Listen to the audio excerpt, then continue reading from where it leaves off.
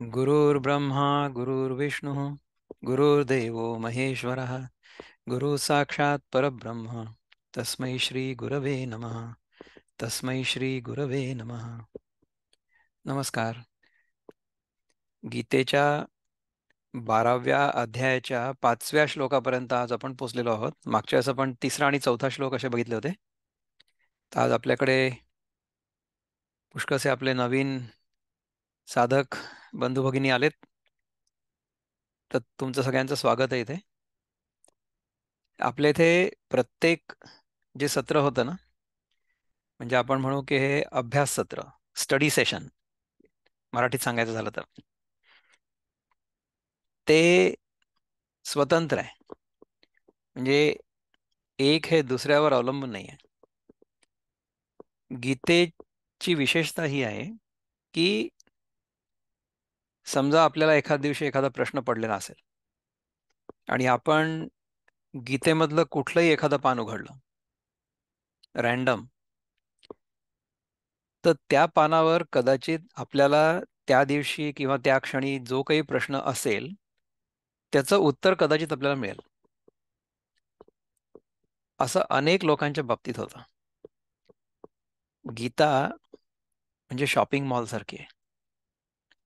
Shopping मॉलमध्ये आपण जेव्हा जातो तेव्हा आपल्याला अनेक प्रकारच्या गोष्टी दिसतात, परंतु आपलं लक्ष कशाकडे जातं की ज्याच्यामध्ये आपली रुची आहे. तर आपल्या आवडीची गोष्ट आपण बरोबर शोधून काढतो. त्याचप्रमाणे गीतेमध्ये देखील आपल्या आवडीची किंवा आपल्या उपयोगाची, आपल्या गरजेची गोष्ट जी असेल ना, ती आपल्याला दिसते. ही भगवंताची कृपा आहे. So the universe will fulfil our wishes. म्हणून असं म्हणतात की you should be careful what you wish for. Why? Because it can come true, और in fact it will come true. आपल्या मनात ज्या ज्या इच्छा असतात ना, त्या केव्हा ना केव्हा तरी पूर्ण होतात. म्हणजे समजा जागृत अवस्थेमध्ये पूर्ण नाही झाल्या, तर त्या इच्छा स्वप्नात पूर्ण होतात. पुष्कळदा होतं असं. म्हणजे आपण दिवसा ऑफिसमध्ये जातो आणि बॉस आपल्याला खूप रागवतो. आपल्याला असं वाटतं की ह्या बॉसला तर मी बघून घेईन, पण दिवसात आपण काही बघून घेऊ शकत नाही त्याला, कारण की तो उंच खुर्चीवर बसलाय, आपण छोट्या खुर्चीवर बसलेलो आहोत. मग रात्री स्वप्नामध्ये आपल्याला दिसतं की आपण बॉस झालोय आणि तो नोकर झालाय.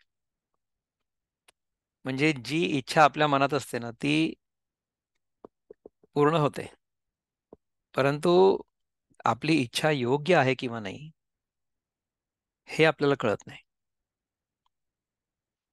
आपल्या मनामध्ये मनाचे ना 4 भाग असतात. जे functional aspects of the mind. एकच मन आहे, त्याच्यामध्ये 4 वेगवेगळ्या प्रकारच्या गोष्टी घडतात.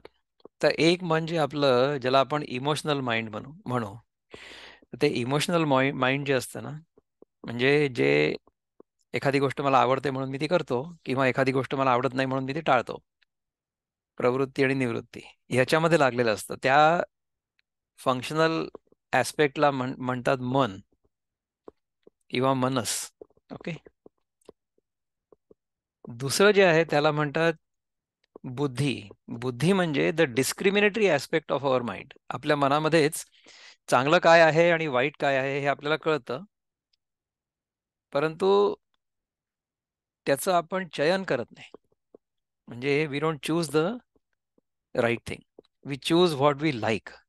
असं होतं. म्हणजे मला एक गोष्ट आवडते म्हणून मी ती करतो. म्हणजे काय आहे की मला माहिती आहे की गोड खूप खाणं माझ्यासाठी चांगलं नाहीये, कारण की मला डायबिटीज आहे. पण तरी सुद्धा चवीला गोड लागतं ना, म्हणजे जिभेला गोड लागतं, मग ते आवडतं म्हणून मी ते खातो. आणि मग काय, नंतर मी गोळ्या खाऊन घेईन किंवा मी इन्सुलिनचं इंजेक्शन घेऊन घेईन, पण मी आत्ता तर गोड खाणार आहे. तर मी आत्ता गोड खाणार आहे ह्याला म्हणतात मन. आणि अरे बाबा, तू हे खाल्लं तर तुझा डायबिटीस आणखीन चिघळेल असं आपलंच मन आपल्याला सांगतं. त्या ऍस्पेक्टला म्हणतात बुद्धी. ठीक आहे ना. मन झालं आणि बुद्धी झाली. मग तिसरं काय असतं माहितीये का? एक असतं, एक अहंकार असतो. अहंकार. अहंकार म्हणजे काय असतो की मी हे करतोय, हा, आय एम द डुअर. अशा प्रकारची जी आपल्या मनामधली वृत्ती असते ना, तिला म्हणतात अहंकार. हे जागृत अवस्थेमध्ये झालं. So when we are awake, we like certain things, so we need to get those, we need to obtain those. आपल्याला त्या गोष्टी प्राप्त करण्याची इच्छा होते, तर त्या प्राप्त करण्यासाठी काही तर करावं लागेल ना आपल्याला. मग जे चांगले लोक असतात ते काहीतरी प्रामाणिकपणे कुठला तरी व्यवसाय करतात किंवा कुठेतरी जाऊन नोकरी वगैरे करतात, पगार घेतात आणि मग त्यांना पाहिजे ती वस्तू घेऊन येतात शॉपिंग मॉलमधून.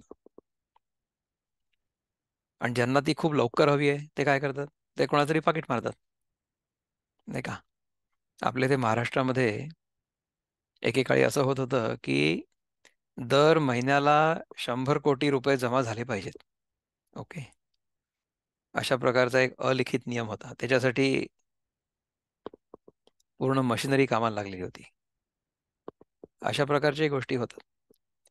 तर पैसा कसा मिळवावा ते आपल्या प्रत्येकावर अवलंबून आहे. तर जर आपण चोरी केली, म्हणजे काय आहे की प्रामाणिकपणे कष्ट न करता एखादी गोष्ट मिळवली, तर काय होईल तुम्ही मला सांगा. समजा, लेट अस गिव्ह और अज्युम ए सिम्पल एक्झाम्पल. आपल्याकडे समजा 100च वस्तू आहेत आणि 100 माणसं आहेत. तर प्रत्येकाने एक वस्तू घेणं विल बी इक्विटेबल, नाही का. पण एखाद्याच्या मनात येतं की आपल्याला एकापेक्षा जास्त जर असली वस्तू तर चांगलं होईल. तर समजा मी एकापेक्षा जास्त वस्तू घेतली तर बाकीच्या 99 लोकांना 98 गोष्टींमध्ये भागवावं लागेल. म्हणजे मग त्यांना एकापेक्षा थोडी कमी येईल गोष्ट. बरोबर आहे ना. तर जेव्हा मी माझ्या आवश्यकतेपेक्षा अधिक कुठल्याही गोष्टीचं ग्रहण करतो निसर्गामधून, तेव्हा इतर जे जीव असतात त्यांचा जो हक्क असतो तो मी थोड्याफार प्रमाणात हिरावून घेतो. हे गणित आहे. तर अहंकार जर आपला असला तर आपण अशा प्रकारच्या गोष्टी करतो. अहंकार म्हणजे आपली वेगळेपणाची भावना. म्हणजे मी एक वेगळी व्यक्ती आणि इतर सगळे माझ्यापेक्षा वेगळे, अशा प्रकारची जी भावना आहे त्याला पण अहंकार म्हणतात. तिसरी अहंकाराची व्याख्या ही आहे की आपण जेव्हा रात्री झोपतो ना, तेव्हा आपण तर काही करत नाही,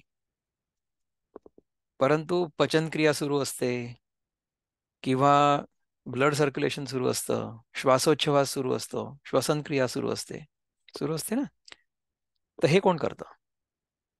किंवा हे होत असताना आपल्या शरीरामधली जी सगळी पंचमहाभूत आहेत ती सगळीच्या सगळी एकत्र राहतात, ती डिस्पर्स नाही होत, त्यांचं विघटन नाही होत. तर सगळं आपलं शरीर, मन, इंद्रिय हे सगळं एकत्र आपण ठेवू शकतो रात्री झोपेत सुद्धा. रात्री झोपेमध्ये हे सगळं एकत्रित जे करून ठेवतं त्या तत्वाला अहंकार म्हणतात. सो अहंकार कीप्स अस टुगेदर, म्हणजे keeps the physical aspect of our being together, त्याला अहंकार म्हणतात. आणि चौथा जो ॲस्पेक्ट आहे मनाचा, म्हणजे चौथा फंक्शनल ॲस्पेक्ट, त्याला म्हणतात चित्त. चित्त इज रादर पॅसिव्ह. चित्त म्हणजे कसं आहे माहिती आहे का, की आपल्या मनावर जे जे संस्कार होतात ना, ते संस्कार आपल्या मनामध्ये कुठेतरी जाऊन डिपॉझिट होतात. So it's like saving your impressions on your memory. आपल्या कम्प्युटर हार्ड डिस्कवर आपण अनेक फाईल्स जमा करून ठेवतो ना, तशा प्रकारचं आहे ते. आता ह्याचा उपयोग का बरं होतो, ह्याचा उपयोग कसा होतो, म्हणजे मन कसं करतं ह्याचा उपयोग, की आत्ता आपल्याला जो काही अनुभव येतोय ना, तो अनुभव आपण आपल्या आधीच्या अनुभवांसोबत पडताळून बघतो आणि मग आत्ता हा अनुभव आपल्याला येतो आहे किंवा आत्ताचा अनुभव म्हणजे हे आहे, ह्याचा आपल्याला बोध होतो. सो दॅट इज कॉल्ड चित्त. चित्त is a repository or a collection or a storehouse of all kinds of memories, all kinds of संस्कार. म्हणजे कसं आहे पहा, आता उदाहरण देतो तुम्हाला, की समजा एखाद्या गरम वस्तूला आपण हात लावला तर गरम वस्तूमुळे आपला हात भाजतो हे आपल्याला कळतं. तर गरम वस्तूला हात लावल्यामुळे हात भाजतो हा संस्कार आपल्या मनावर तयार झाला. करेक्ट? तर अशा प्रकारचा संस्कार जर जमा झाला असेल आपल्या मनामध्ये तर तो फार उपयोगाचा आहे, नाही? कारण की त्याच्यानंतर समजा एखादी गरम वस्तू आपल्या समोर आली, तर मग आपण त्याच्याशी चार हात दूर राहू. It is that simple. So chitta is a useful device. Okay. तर प्रॉब्लेम काय होतं माहिती आहे का आपला, की ह्या चित्तामध्ये जे जे संस्कार जमा झालेले असतात, त्यापैकी काही काही संस्कार आपल्याला खूप आवडतात आणि मग आपण त्यांना धरून कवटाळून बसतो. आणि काही काही संस्कार असे असतात की जे आपल्याला आवडत नाहीत, त्यांनाही आपण धरून कवटाळून बसतो. समस्या काय आहे माहिती आहे का? समस्या ही आहे की तो जो संस्कार ज्याला आपण कवटाळून बसलेलो आहे तो आत्ता अस्तित्वात नाहीच आहे. चांगला किंवा वाईट दोन्ही. परंतु त्याला जर आपण धरून बसलो तर मग आपण आत्ता तो नाहीये म्हणून सुखी पण होऊ शकतो. म्हणजे समजा एखादा संस्कार आपल्याला नकोसा असेल तर तो आत्ता नाहीये म्हणून आपण सुखी होऊ शकतो. किंवा एखादा संस्कार आपल्याला हवा हवासा वाटतो पण तो आता नाहीये म्हणून आपण दुःखी हो. नाही? म्हणजे कसं आहे की लहानपणी जेव्हा आपल्यावर कुठल्याही प्रकारची जबाबदारी नव्हती, तेव्हा आपण आईवडिलांचे पैसे उडवायचो. तेव्हा किती चांगलं वाटायचं, नाही का? आता ते करता येत नाही कारण की आता समजा पैसे उडवायचे असतील तर आपल्याच खिशातले काढून उडवायला लागतील ना. मग दुःख होईल. कारण की आपल्या कष्टाचे पैसे आहेत हे. ह्याला म्हणतात आप कमाई. आणि आधीची जी होती त्याला म्हणतात बाप कमाई. तर त्या बाप कमाईचे पैसे उडवायला खूप मस्त वाटतं. आप कमाईचे पैसे उडवायला खूप त्रास होतो. आणि आप कमाई आपल्या मुलांनी जर उडवली तर मग तो तर बाप कमाई उडवतोय ना, मग आपल्याला आणखीनच जास्त दुःख होतं. अशी गंमत आहे. करून बघा विचार. सांगण्याचा अर्थ हा आहे की आपल्या मनावर जे जे संस्कार झालेले असतात त्या संस्कारांपासून आपण समजा शिकलो तर त्या संस्कारांचा काही उपयोग आहे. नाहीतर मग त्या संस्कारांमुळे आपल्याला दुःखाशिवाय काही मिळणार नाही. दुःखाशिवाय का नाही मिळणार? कारण की सुखाची अनुभूती सारखी नाही होऊ शकत. कुठल्याही सुखाची अनुभूती सारखी नाही होऊ शकत. कुठल्याही सुखाची म्हणजे जगामधल्या कुठल्याही वस्तूमुळे आपल्याला जर सुख होत असेल तर त्या सुखाची अनुभूती कायम नाही टिकू शकत. कारण की जगामधल्या गोष्टी वस्तू बदलत असतात सारख्या. म्हणून तर जर आपल्याला निरंतर सुखाची अनुभूती व्हावी असं वाटत असेल तर मग निरंतर सुखाचा जो स्रोत आहे, what is the source? Source, स्रोत या शब्दापासूनच सोर्स हा शब्द आला असावा असं मला वाटतं. स्रोत म्हणजे ओरिजिन. तर खऱ्या सुखाचा स्रोत काय आहे हे जर आपल्याला कळलं, हे जर आपल्याला आपल्या आतून कळलं, तर मग आपण त्याला चिकटून राहू ना. ज्या वस्तूपासून, ज्या व्यक्तीपासून, ज्या देशापासून, ज्या कालापासून आणि ज्या परिस्थितीपासून आपल्याला कायम सुख मिळू शकत नाहीये, त्यांच्या मागे आपण पळणारच नाही. आणि ज्या वस्तूमध्ये कायमचं सुख आहे त्या वस्तूला आपण धरून ठेवू. तर ती वस्तू बाहेर कुठे नसून ती आपल्या हातच आहे. आपल्या आत नाही, आपणच ती आहोत. हे जर आपल्याला कळलं तर किती चांगलं होईल. Then what will happen is, आता आपण काय करतो दिवसभर ना, रोज टेलिफोन वापरतो. तर वापरल्यामुळे त्याच्यामधली बॅटरी डाऊन होते, ड्रेन होते सगळी, नाही का? कारण की आपण सारखी वापरतो त्याला. मग रात्री आपण तो फोन चार्ज करायला ठेवतो. मग सकाळी उठल्यानंतर तो पूर्ण चार्ज असतो. मग काय करतो आपण? पुन्हा तोच कार्यक्रम करतो. सकाळपासून रात्रीपर्यंत बॅटरी उतरवतो त्याची. That's all we do. आपण आपल्या जीवनामध्ये हेच करतो. आपण जेव्हा रात्री झोपलेलो असतो ना, तेव्हा रात्री we are plugged into that infinite source of joy and happiness. आपलं जे खरं स्वरूप असतं ना, ते आपण जेव्हा झोपलेलो असतो तेव्हा जागं असतं. कारण की त्याच्याच तर आधारावर आणि त्याच्या शक्तीने पचन क्रिया, श्वसन क्रिया, बाकीच्या सगळ्या क्रिया सुरू असतात ना. आपण जिवंत राहतो ना, झोपलेलो असलो तरी सुद्धा, नाही का? तर त्या इन्फिनिट पॉवर सोर्सला आपण प्लग्ड इन असतो. परंतु ते आपल्याला जाणवत नाही. म्हणजे तो जो आनंद असतो झोपेमधला, तो आनंद आपल्याला तेव्हा कळत नाही. आपण जेव्हा झोपेतून जस्ट उठत असतो किंवा उठतो ना, तेव्हा आपल्याला थोडासा तो जाणवतो. कारण की त्या सुखाची अनुभूती जागृत अवस्थेमध्ये थोडीशी रेंगाळते. म्हणजे कसं असतं पहा, की एखादा दुःखाचा प्रसंग आपल्याला आला, म्हणजे स्वप्नातच आला समजा ना, की स्वप्नामध्ये समजा आपल्याला वाईट स्वप्न पडलं, तर आपली छाती धडधडते. आपल्या मागे समजा कोणी लागलेलं असलं, समजा वाघच लागलेला असला, किंवा चोर किंवा डाकू किंवा लुटेरा आपल्या मागे समजा लागलेला असला, तर आपण पळू.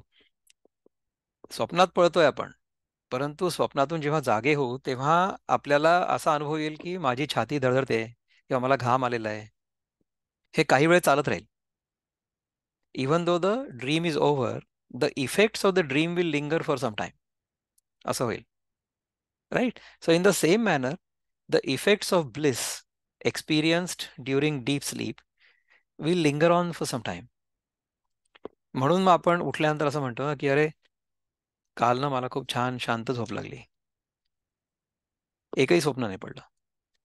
किंवा पडलं असेल तर आपण म्हणू, की मला एक चांगलं स्वप्न पडलं किंवा मला एक वाईट स्वप्न पडलं.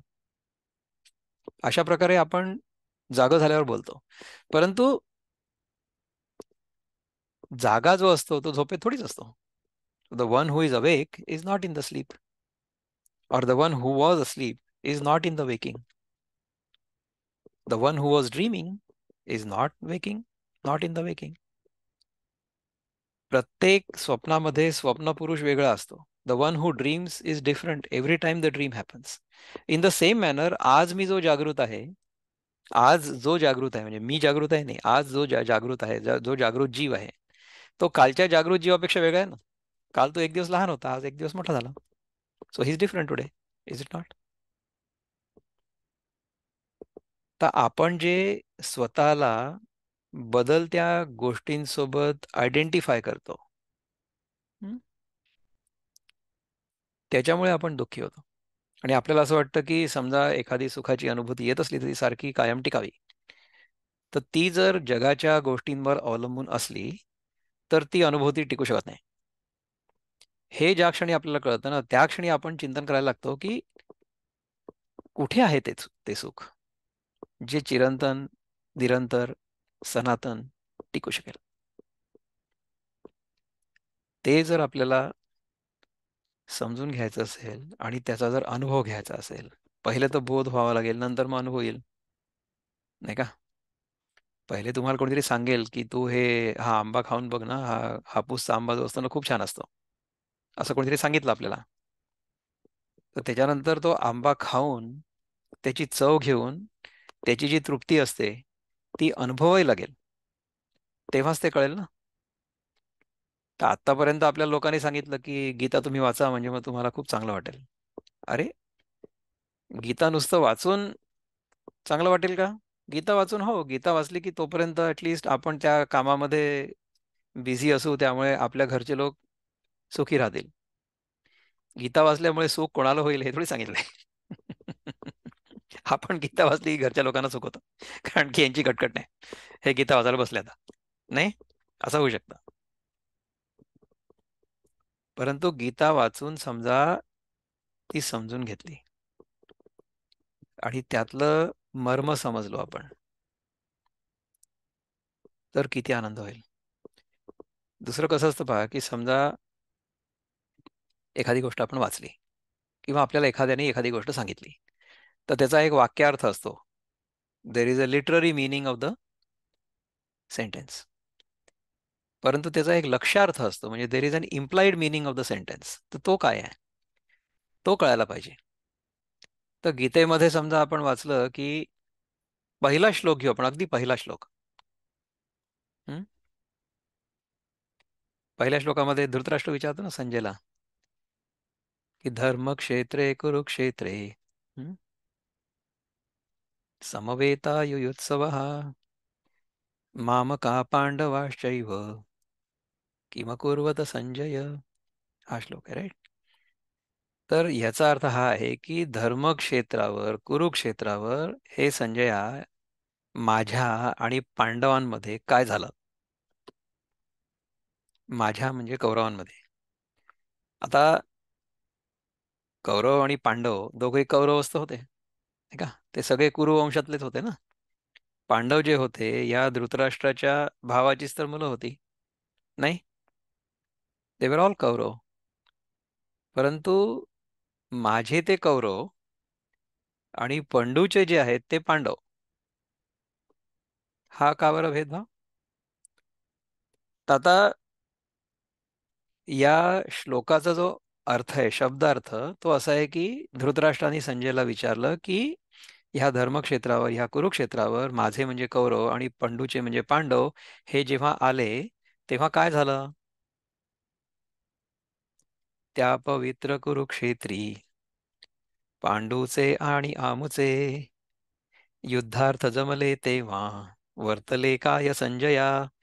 असं विनोबांनी त्याचं भावांतर केलंय, म्हणजे भावार्थ अनुवाद केलाय, भाव अनुवाद. की ह्या श्लोकाचा अर्थ, शब्दार्थ जो आहे तो संस्कृतमधनं मराठीत आणला. तर हा अर्थ आपल्याला कळला या शब्दाचा. आता ह्याच्यामधला जो गूढ अर्थ आहे तो काय सांगतो तुम्हाला. तो अर्थ हा आहे की प्रश्न जेव्हा विचारला जातो तेव्हा प्रश्न कुठल्या दृष्टिकोनाने विचारला जातो हे पण महत्वाचं आहे. प्रश्न विचारण्याचे तीन चार अर्थ असू शकतात ना. तर एक अर्थ आहे म्हणजे प्युअर क्युरिओसिटी. की आता समजा परवा मला ही अक्षता भेटली, तर मी तिला म्हटलं की तुझं काय नाव आहे. So that is a curiosity. तर द सिम्पल आन्सर की तिने मला उत्तर दिलं की माझं नाव अक्षता आहे. म्हटलं ग्रेट, वंडरफुल. आता हा एक प्रकारचा प्रश्न झाला. दुसऱ्या प्रकारचा प्रश्न असा आहे की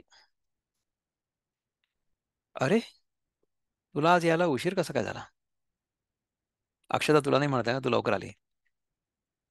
म्हणजे समजा आता आपण एखाद्या जागी उशिरा गेलो आणि आपल्याला कोणी विचारलं की अरे विक्रम, तू उशिरा कसा काय आला.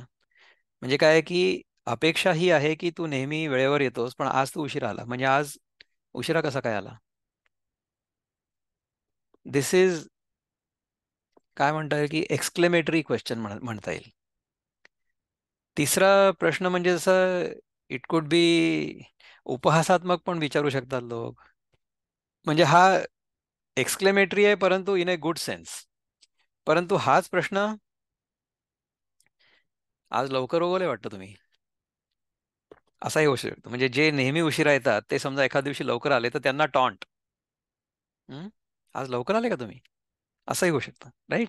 सो प्रश्न विचारण्यामागची जी भावना असते ना ती वेगळी वेगळी असू शकते. तर धृतराष्ट्राने जे संजयला विचारलं की काय झालं. आता युद्धामध्ये आल्यानंतर मग ते काय त्यांच्या गळाभेटी वगैरे होणार आहेत काय. Is it going to be a get together. No. बरं, दुसरं कसं आहे की संजयनी या धृतराष्ट्राला ही सगळी गीता 10व्या दिवशी वगैरे सांगितली. रोज त्याला रिपोर्ट यायचा कुरुक्षेत्रावरनं धृतराष्ट्राला, कारण की धृतराष्ट्र तर आंधळा होता. तर त्याला रिपोर्ट द्यायचा रोज. कोण द्यायचा? संजय, त्याचा दूत. हं? तर तो रोज सांगायचा की महाराज, आज एवढे सैनिक मेले, एवढे घोडे मेले, हत्ती मेले, रथ गेले वगैरे. Reporting from the war zone. तर ज्या दिवशी भीष्माचार्य खाली पडतात तेव्हा धृतराष्ट्र हादरतो, हलतो. आणि मग त्या दिवशी तो विचारतो की हे संजया, ह्या कुरुक्षेत्रावर काय घडलं. म्हणजे काय आहे की अरे, भीष्माचार्य कसे काय गेले, काय घडलं तिथे, what happen that even Bhishmacharya is now down. तर अशा प्रकारचा प्रश्न होता तो. त्याच्यानंतर मग संजयानी सगळी गीता त्याला सांगितली. म्हणजे कृष्णाचा आणि अर्जुनाचा जो संवाद होता तो संक्षेपात सांगितला संस्कृत भाषेमध्ये, श्लोकांमध्ये. कशा करता? कारण की तो आपल्याला पाठ करता यावा म्हणून, आणि आपल्याला सहजपणे म्हणता यावा म्हणून, आणि आपल्याला तो समजावा म्हणून. आपल्याला एखादी गोष्ट पाठ केली ना की तेव्हाच्या तेव्हा ती तशी तशी कळेल असं नाही आहे. त्याचे जे गूढ अर्थ असतात ना, सटल मीनिंग्स किंवा subtler and subtler meanings of whatever we read become clearer to the extent our mind is clear. आपलं चित्त जितकं शुद्ध होईल ना, तितकं आपल्याला त्या गीतेचं मर्म कळत जातं, जास्त जास्त कळत जातं. आणि मग हा जो संस्कार झालेला आहे गीतेचा, तो आजच्या जीवनात मी कसा वापरू शकेन? How can I make my life easier and more joyful by understanding the principles I have learned from Gita. असं व्हायला लागतं. तर ह्या कारणासाठी आपण ह्या गीतेचा अभ्यास करतो या वर्गात. तर त्या अभ्यासासाठी तुम्ही सगळे लोक माझ्याकडे रोज येता, रोज म्हणजे ट्वाइस अ वीक, आणि अभ्यास करायला लागता माझ्यासोबत. याच्याबद्दल मला किती आनंद होतो हे मी तुम्हाला शब्दात नाही सांगू शकत. आणि खरं सांगायचं तर ना, मला तर फक्त माझा चेहरा दिसतोय, बाकी कोणाचे चेहरे मला दिसत नाही तरी, राईट. माझा चेहरा इथे फोकसमध्ये आहे कारण की आपण रेकॉर्ड करतोय. परंतु तुम्ही सगळे लोक हे ऐकत असाल आणि हे तुम्हाला आवडत असेल, अशी मी आशा करतो, अशी मी प्रार्थना करतो. आणि आपण हा नेहमी कार्यक्रम करत असतो. सो लेट अस सी की 5व्या श्लोकामध्ये 12व्या अध्यायाच्या भगवान काय सांगायचा प्रयत्न करतायत. Let's find out. If I can share my screen, I will try to share my screen here. Share screen. Chapter 12. Share. दिसतंय तुम्हाला? Are you able to see this? Good. Super. So let us see. 5व्या श्लोकामध्ये म्हणतात भगवान, क्लेशोऽधिकतरस्तेषाम् अव्यक्तासक्तचेतसाम् अव्यक्ता हि गतिर्दुःखं देहवद् देव देहवद्भिरव्याप् देहवद्भिरवाप्यते. अवनी, कुठे आहेस तू? अवनी तू नसली की मला हे सगळं श्लोक म्हणायला, संस्कृत बोलायला किती त्रास होतो. सी, आपण ह्याचा अर्थ बघूया.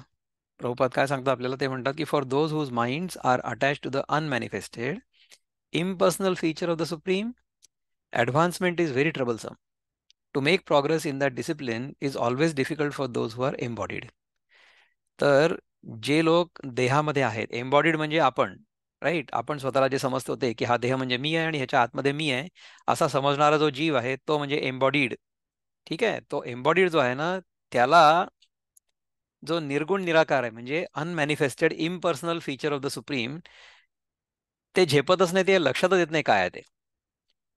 आणि ते त्या मार्गावर गेलं तर प्रगती फार कठीण होईल. त्यामुळे काय करायला पाहिजे? त्यामुळे आपण जे सोपं आहे ते करायला पाहिजे, राईट. गीताईमध्ये काय म्हणतात विनोबा? अव्यक्ती गोविती चित्त क्लेश त्यास विशेषची देहवंतास अव्यक्ती सुखे बोध घडेची ना. अव्यक्ती गोविती चित्त, ज्या लोकांचं चित्त अव्यक्त परमात्मामध्ये म्हणजे अनमॅनिफेस्टेड ट्रूथ मध्ये गोविलेलं आहे, म्हणजे असं आपण जे वेणीमध्ये फूल गोवतो तसं आहे, राईट.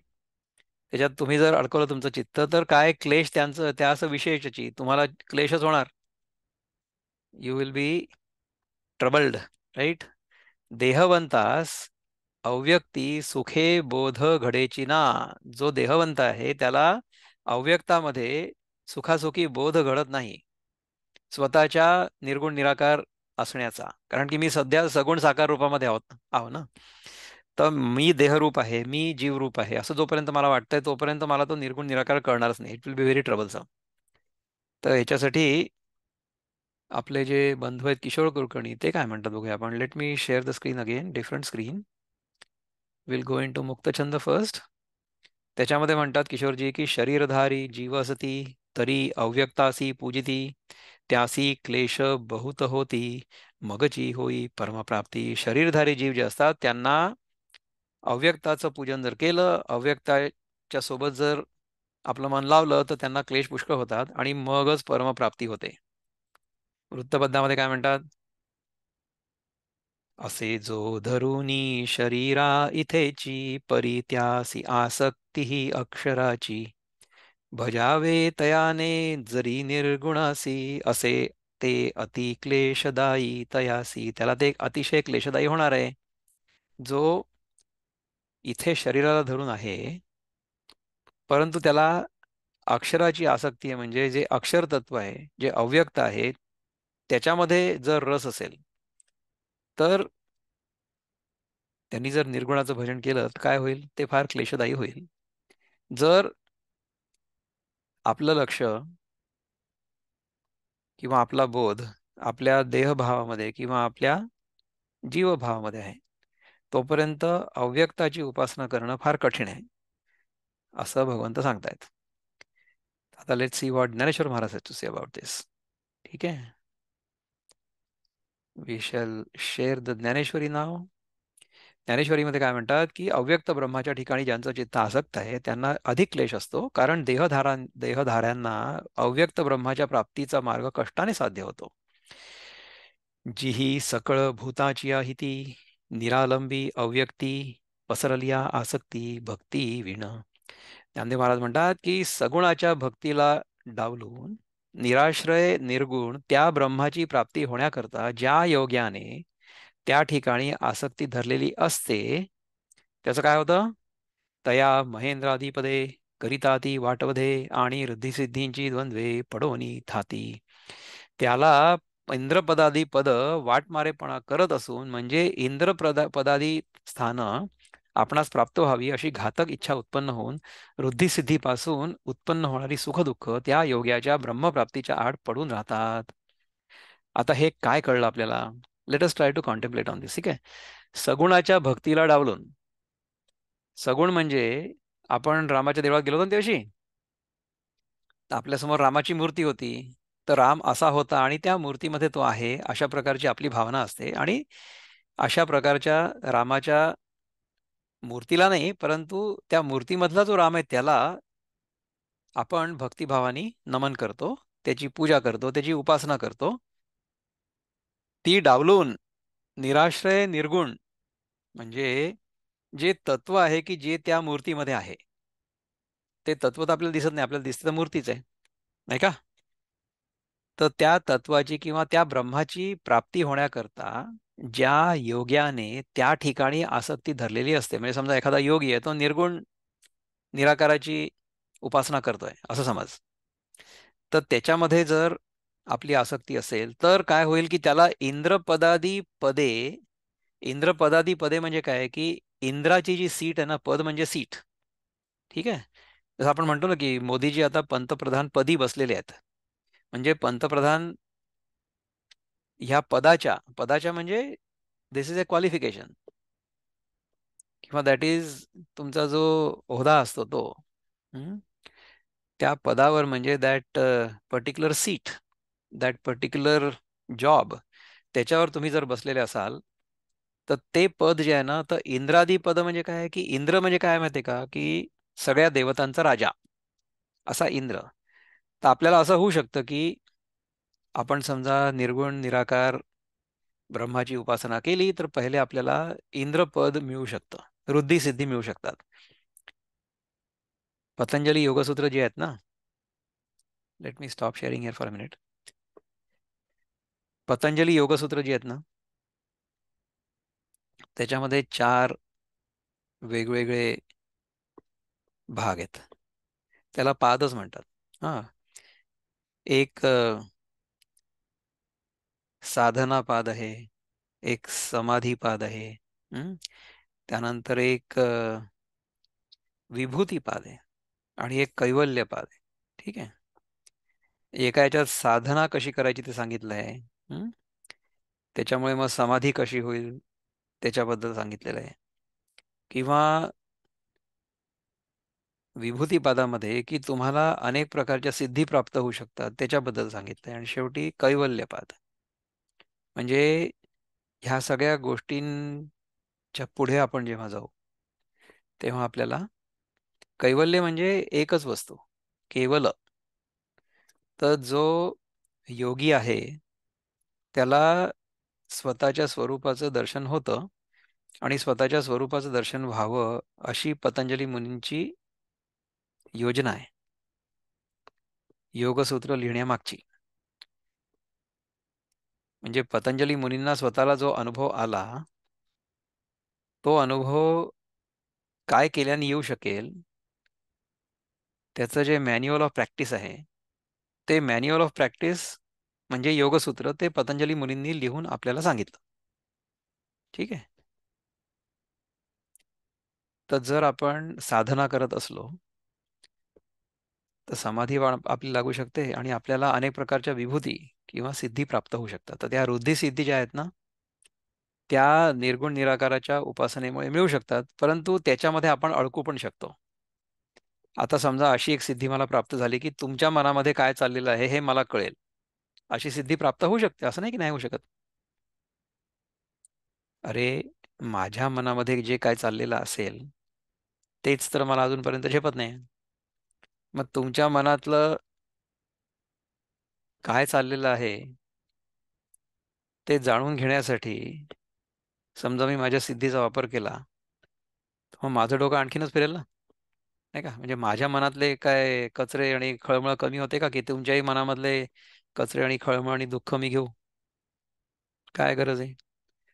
तर आपल्याला सिद्धी मिळवून त्याच्यामध्ये अडकायचं नाही. आता इंद्रपदाची सिद्धी म्हणजे काय, की सगळ्या देवतांवर माझं राज्य झालं. ठीक आहे. खरं सांगायचं तर आपल्या पुरता विचार केला आपण तर आपली जी इंद्रिय आहेत ना, इंद्रिय इंद्रिय म्हणजे ऑर्गन्स ऑफ नॉलेज आणि ऑर्गन्स ऑफ ऍक्शन सुद्धा. आपल्या शरीरामध्ये 5 इंद्रिय आहेत, जी ज्ञानेंद्रिय आहेत, आणि 5 कर्मेंद्रिय आहेत, नाही का? सो त्या इंद्रियांवर जो प्रभुत्व गाजवतो त्याला इंद्र म्हणतात. तर योगासनांच्या किंवा योगाच्या प्रॅक्टिसनी इंद्रियांवर ताबा मिळवला जाऊ शकतो. याचं उदाहरण काय माहिती आहे का? याचं उदाहरण आहे चांगदेव महाराज. चांगदेव महाराजांना सगळ्या प्रकृतीवर, नुसती आपल्या स्वतःच्या इंद्रियांवर नाही, परंतु सगळ्या प्रकृतीवर प्रभुत्व प्राप्त होतं. इंद्रासारखं झालं ना ते. पण मग त्याच्यामुळे आपण काय करू? त्याच्यामुळे आपण मरायला टेकलो किंवा मरण जवळ येतं असं वाटलं की आपण मग कायाकल्प करू आणि स्वतःला आणि आपल्या आजूबाजूला जे लोक असतील त्यांना सगळ्यांना रिज्युनेट करू, असं होईल. तर असं आपण करू शकतो, ही सिद्धी आपल्याला प्राप्त झाली. मग ती सिद्धीचा आपण वापर नाही करणार का? तुम्ही मला स्वतःच विचार करा स्वतःशी. समजा if you accomplish something, if you achieve something, would you not like to show it off? Of course you would like to show it off. म्हणजे अगदी सटल लेवलवर कसं असतं माहिती आहे का, की जसं आता मला समजा वाटलं की मी गीतेवर इतका चांगला बोलतो, म्हणून तुम्ही या आणि ऐका आणि माझं कौतुक करा. या भावनेनी समजा मी लोकांना बोलवलं, तर that will be the worst and the most foolish mistake on my part.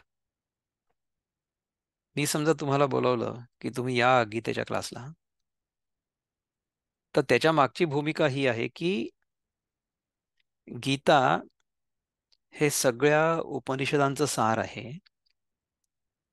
आणि त्यातून आपल्याला आपण स्वतः कोण आहोत असा बोध होऊ शकतो, आणि तो बोध होण्यातच खरा आनंद आहे. आणि हा आनंद मी नेहमी अनुभवतो, आणि त्या आनंदात तुम्ही पण असू शकाल, राहू शकाल, आणि राहावं, असावं, नेहमी असावं, अशी माझी प्रामाणिक इच्छा आहे.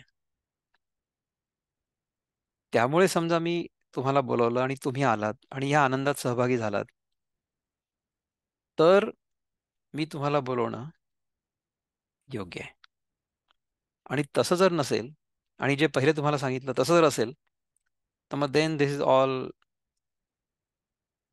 Null and void.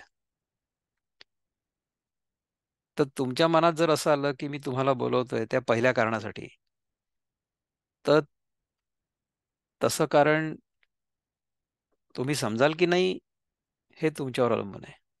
परंतु मी त्या कारणासाठी तुम्हाला बोलवलंय किंवा नाही हे माझ्या अंतरात्म्यावर अवलंबून आहे.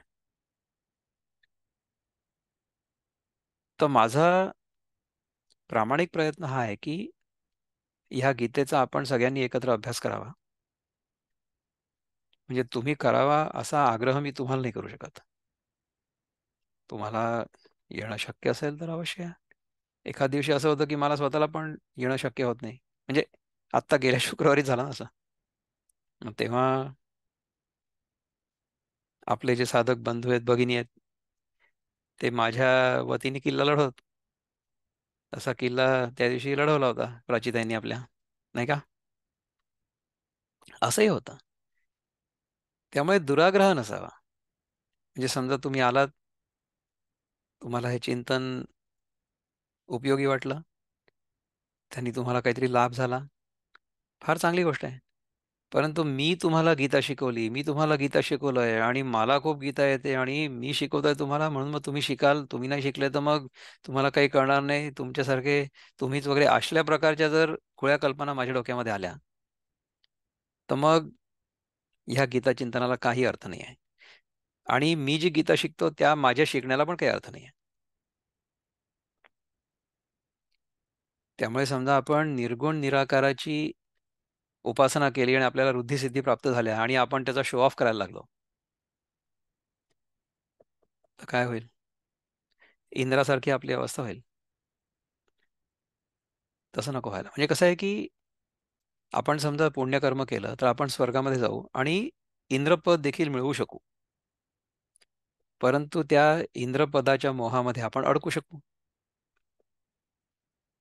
निर्गुण निराकाराची उपासना करणारे योगी लोक समाधी, साधन आणि विभूती झाल्यानंतर विभूतीमध्ये अडकू शकतं आणि कैवल्यापर्यंत जाणार नाही कदाचित. असं होऊ शकतं.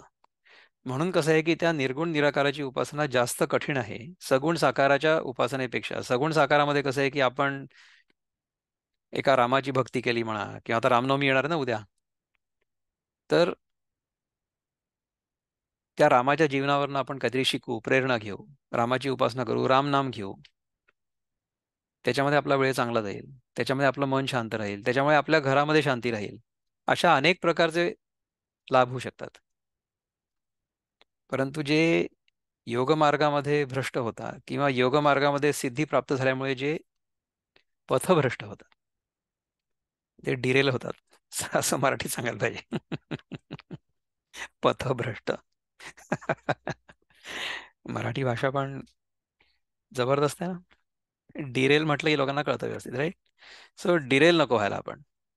ते होऊ शकतो आपण. तर तसं नको व्हायला. मग त्याच्यापेक्षा कसं, let me share the screen again, let's go further. ज्ञानेश्वरीमध्ये काय म्हणतात?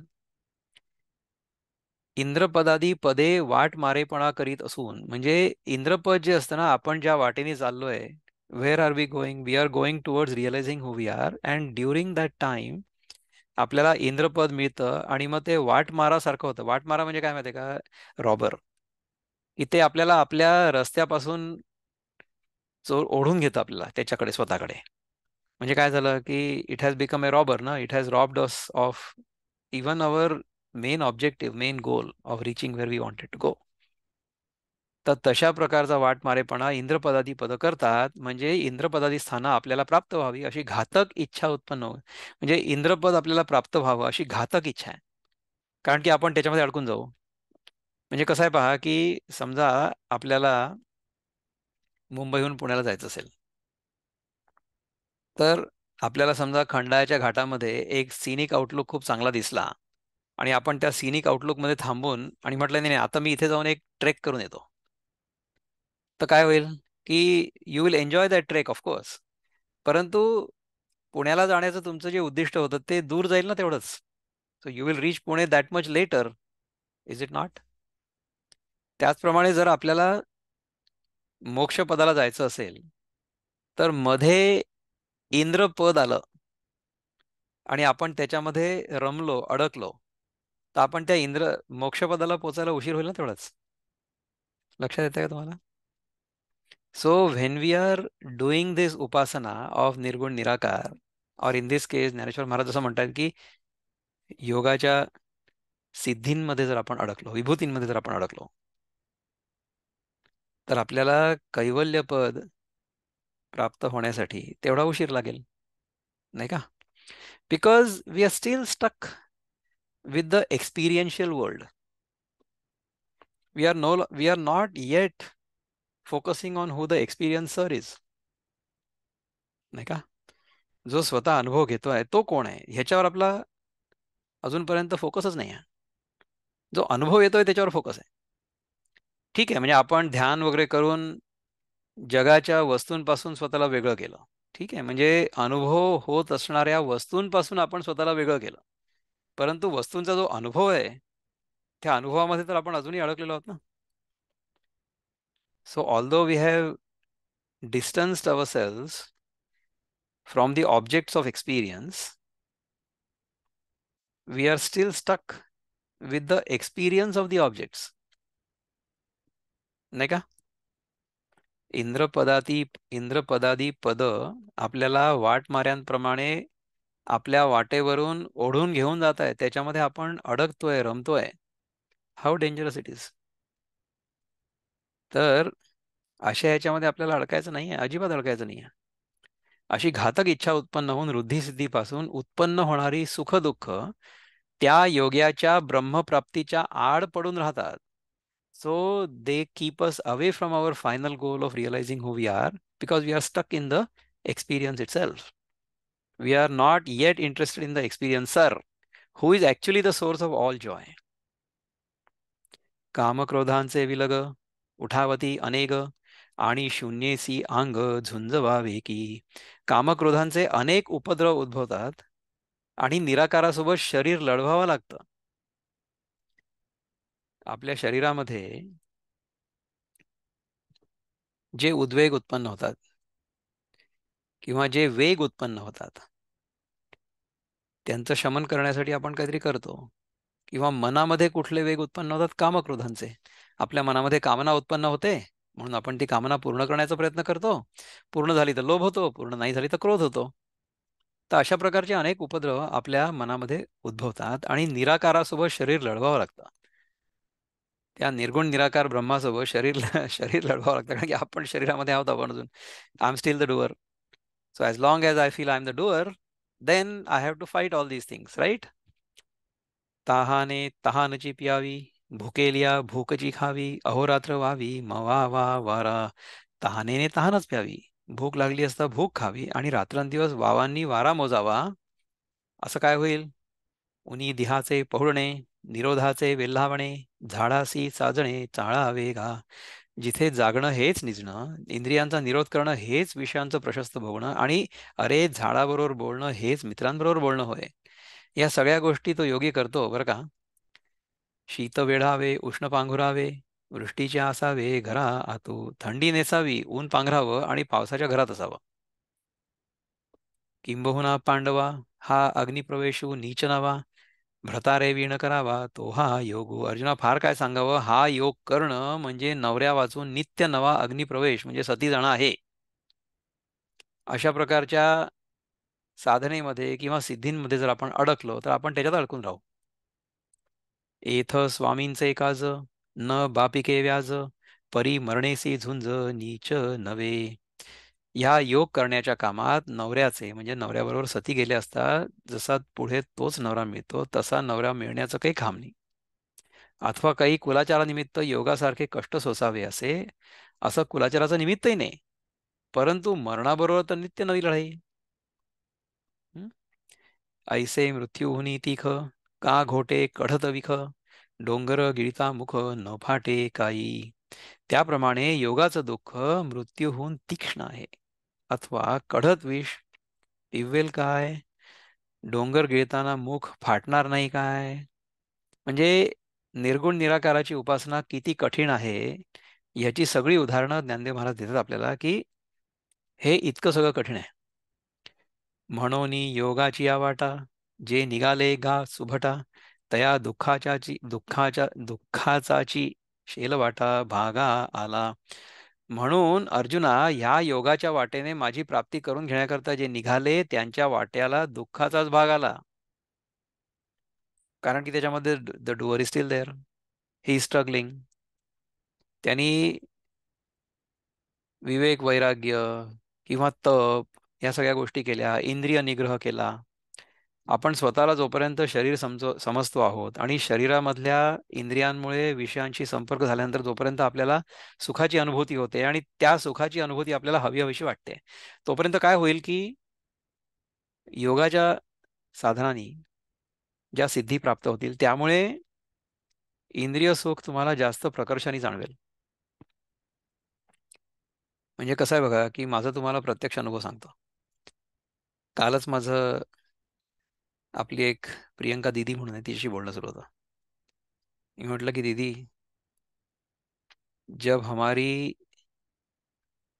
शरीर शुद्धि होती है ना, आहार शुद्धि से जब हमारी देह शुद्धि हो जाती है, तो हमारे जो इंद्रिय होते हैं वो सारे के सारे पूरी तरह से शुद्ध होकर के और बड़े सेन्सिटिव्ह हो जाते हैं. म्हणजे काय आहे की आपली जीभ समजा स्वच्छ असली, म्हणजे रसना, तर त्या रसनेवर वस्तूंची चव, पदार्थांची चव जास्त चांगली आणि जास्त प्रकर्षाने जाणवेल आणि ती जास्त सुखदायी पण असेल. It will be much more enjoyable. म्हणजे काय झालं की कुठल्याही वस्तूची चव जास्त चांगली कळते हे आहारशुद्धीच्या प्रॅक्टिसनी जेव्हा देहशुद्धी झाली, जेव्हा इंद्रिय शुद्धी झाली, तेव्हा लक्षात आलं, म्हणजे ती सिद्धी प्राप्त झाली ना. So your ability to taste has become better, sharper and even more enjoyable. तर देह समजा तुमचा खूप चांगला असेल, शुद्ध असेल, रिव्हर्स एजिंग झालेलं असेल, तर देहाच्या विषयांशी संपर्कामुळे जे सुख होईल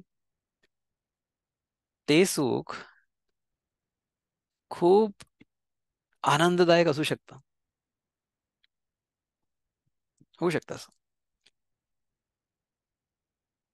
तर ह्याच्यामध्ये आपण अडकणार आहे का? If we get stuck in that, then सत्यानाश.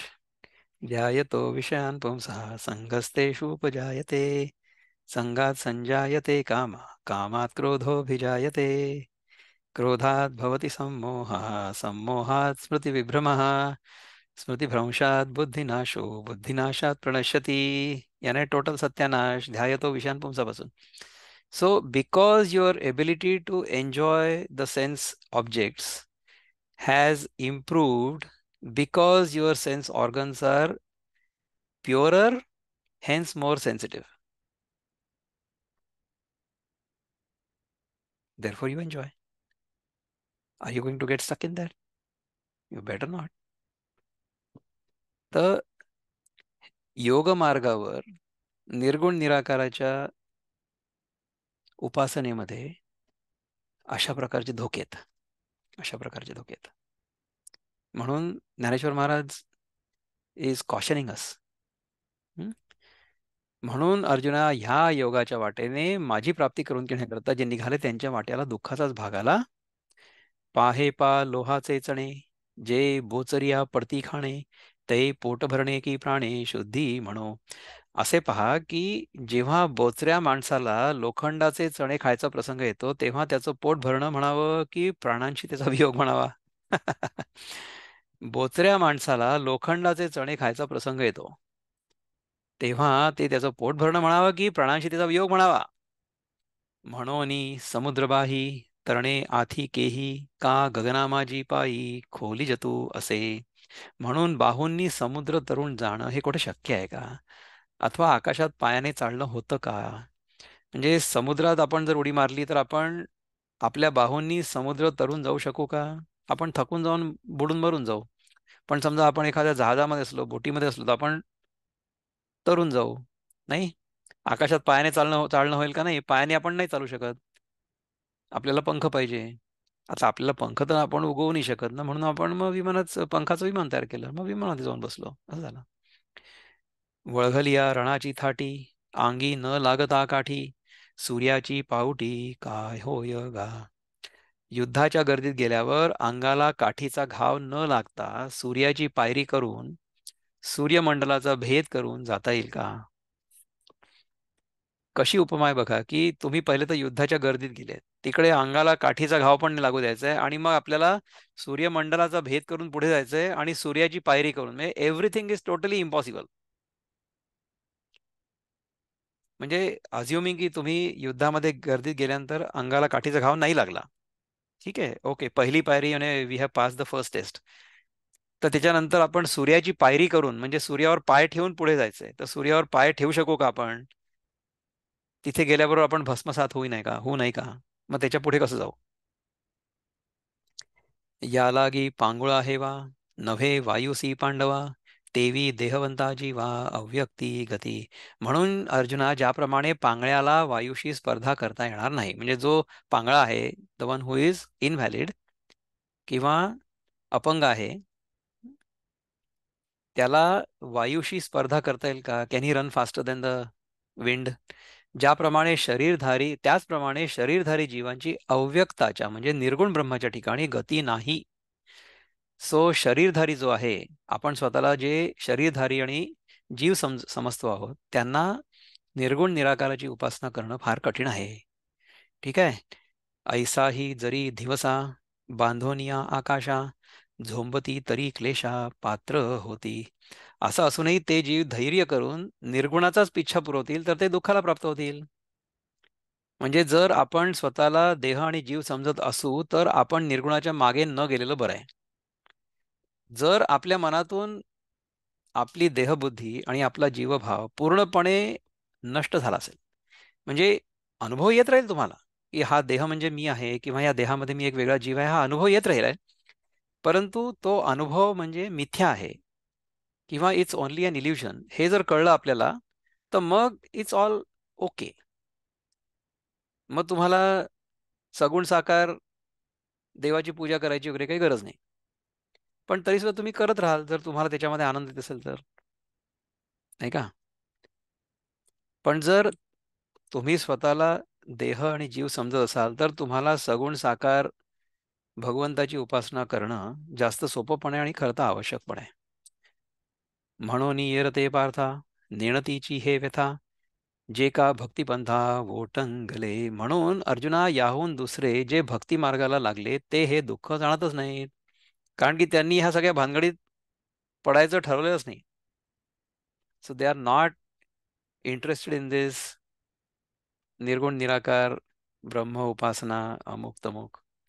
तुम्ही जर आपल्या इस्कॉनच्या बंधू भगिनींना विचारलं ना, तर म्हणजे प्रभुपाद आपले जे गुरु आहेत, ते म्हणतात की हे सगळं बकवास आहे, टोटल मायावादी आहे. This is not how it is. You have to be in bhakti. You have to be devoted, dedicated completely to Krishna. Even after you learn about who you are, even after that you will realize that you will have to do भक्ती. कारण की व्यासदेवांनी सगळे वेद उपनिषद अमुक तमुक लिहिल्यानंतर सुद्धा त्यांना शांती लाभली नाही, म्हणून त्यांनी शेवटी शेवटी भागवत लिहिलं, जे भक्ती रसप्रधान आहे. म्हणजे ज्ञान झाल्यानंतर देखील ज्ञानोत्तर भक्ती व्यासदेवांनी पण लिहिलं, आणि ज्ञानेश्वर महाराजांनी सुद्धा एवढी सगळी गीता लिहिल्यानंतर सुद्धा शेवटी लोकांना काय सांगितलं, की हरिमुखे म्हणा, हरिमुखे म्हणा, असं म्हटलं ना. वारकरी संप्रदायाला त्यांनी जन्म दिला, लोकांना भक्ती मार्गाला लावलं. रामदास स्वामी, ते पण स्वतः निर्गुणी निर्गुणी होते ना, ते स्वतः अद्वैतीच होते. परंतु लोकांना काय सांगितलं, की मना सज्जना भक्ती पंथाची जावे. मनाला जे सांगितलं ते हेच सांगितलं, की बाबा तू भक्ती पंथाने जा, हे तुझ्यासाठी बरं राहील.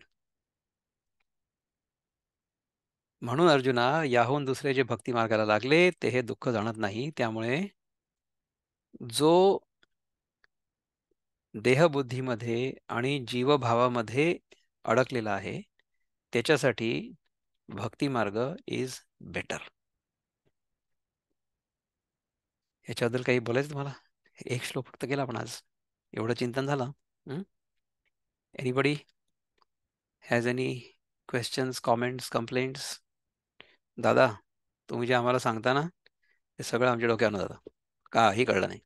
असं झालं का की जे सांगितलं गेलं अजिबात. ते सगळं पटलं? येस. यो की येस, खूप. कोण ये बोला? भावनाताई, येस. खूप. नमस्कार.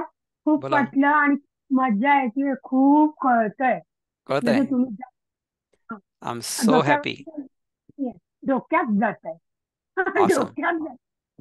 येस, नक्की. आणि मजा येते ऐकायला, बोलायला, थँक्यू. समजतंय. आणखीन कोणाला काही प्रश्न आहेत, कॉमेंट्स?